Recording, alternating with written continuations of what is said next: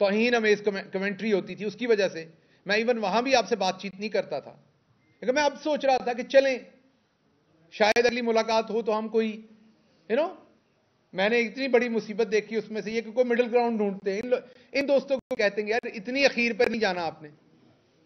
मैंने तो कभी नहीं अपने मुखालफिन के लिए ऐसे लफ्ज, ऐसे इल्जामात लगाए जिसका सबूत ना हो। तो इसलिए आपको अपॉलॉजी करनी चाहिए फौरन।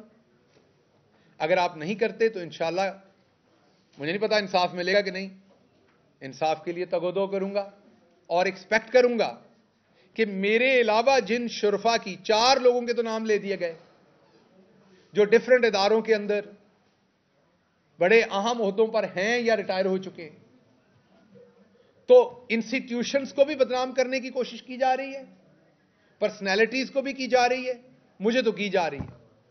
तो मैं अब देखता हूं कौन एक्शन लेता है, कितना एक्शन लेता है। मैं दोबारा रिपीट कर रहा हूं, मैं किसी किस्म का ऐसा कानून नहीं चाहता इन पर भी जिसका मैं खुद मुखालिफ हूं। मैं इन पे गद्दारी का, बगावत का कोई केस नहीं क्लेम कर रहा, मैं ये डेफेमेशन का कह रहा हूं।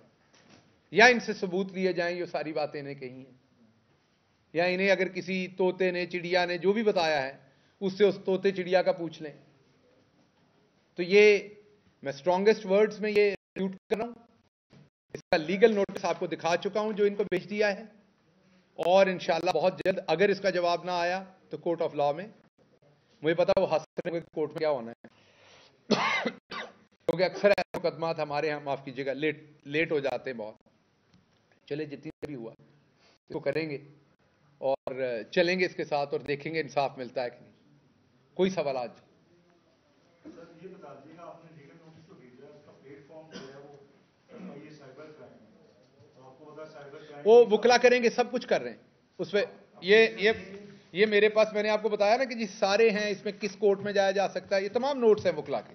ये मैं सारी रात यही तैयार करता रहा हूं, सारी लीगल स्ट्रेटजी। ये नोटिस नहीं है, ये नोट्स हैं कि कौन से कानून के तहत कौन सा केस किया जा सकता है, साइबर क्राइम में क्या किया जा सकता है, डेफेमेशन पे क्या किया जा सकता है, सिविल सूट हो सकता है, क्रिमिनल, सारी चीजें डिस्कस हुई हैं। मैंने ये कहा कि मैंने अपने वुकला को कहा जी सब कुछ करें जो किया जा सकता है। अब उनकी स्ट्रेटजी होगी, वो जहां जहां कहेंगे मैं वहां वहां जाता जाऊंगा।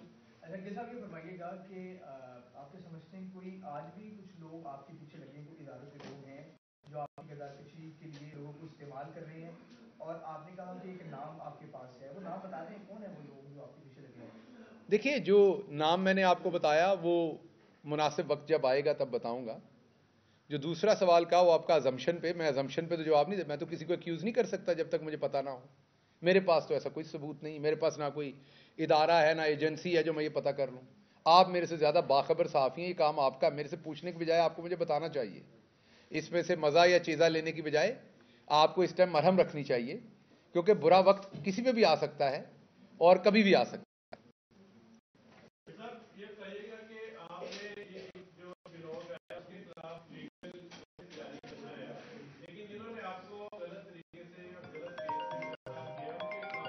सुप्रीम कोर्ट मेरा केस पड़ा हुआ है, आप साहफी हैं पीछे, मेरे भाई जो बड़े वाले दोस्त हैं सबको पता है क्या कुछ हुआ है। पहले ना पूछ लेना, अगली बार सवाल ठोक। सुप्रीम कोर्ट में मेरा केस पड़ा हुआ है, हाई कोर्ट में मेरा केस पड़ा हुआ है, लोअर सेशन कोर्ट में मेरा केस पड़ा हुआ है, पुलिस के पास एक दरखास्त पड़ी हुई है। हुण तुसीं मैनूं अपना एड्रैस देना, मैं तुहाडे कोल भी एक दे आनी है। ਉਹ ਤੁਸੀਂ ਦੱਸਣੀ है मैनू भाईजान, मैं तो साहिल बन के खड़ा हर जगह के उत्ते।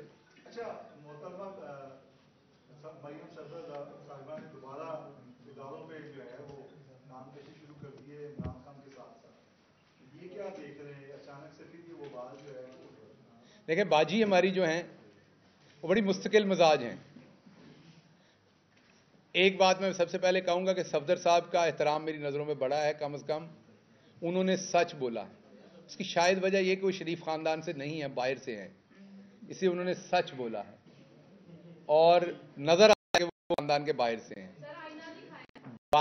बाजी ने उनको ना सिर्फ स्नब किया है बल्कि उनके इस, अगर ये कहीं शहबाज गिल की स्टेटमेंट पे मेरी पार्टी ने कह दिया होता ना, वो तूफान आ जाना था, तूफान आ जाना था, फट जाना था टीवी, हर शय फट जानी।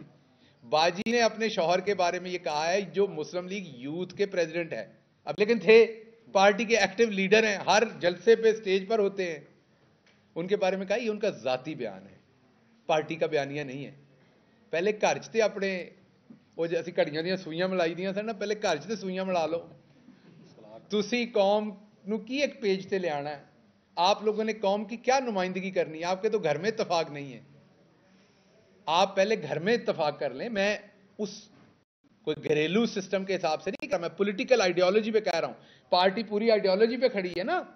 अब अगर मेरी पार्टी की लीडरशिप एक बात कह रही हो, मैं दूसरी कर रहा हूं, तो मैं पार्टी का हिस्सा तो नहीं हूं। तो फिर या तो सफदर साहब को पार्टी से फारिग किया जाए कि वो पार्टी का हिस्सा नहीं है, और या फिर जो वो बात कह रहे हैं उसे सुने, अंदर डिबेट करें। हो सकता है वो काम की बात लगे, शायद खकान अब्बासी साहब की भी बात सुने, मिफ्ता इस्माइल की भी बात सुने। मैं ये नहीं कह रहा उनको निकाल दे, बात तो सुने उनकी, हो सकता है उनकी बात में कोई दम हो।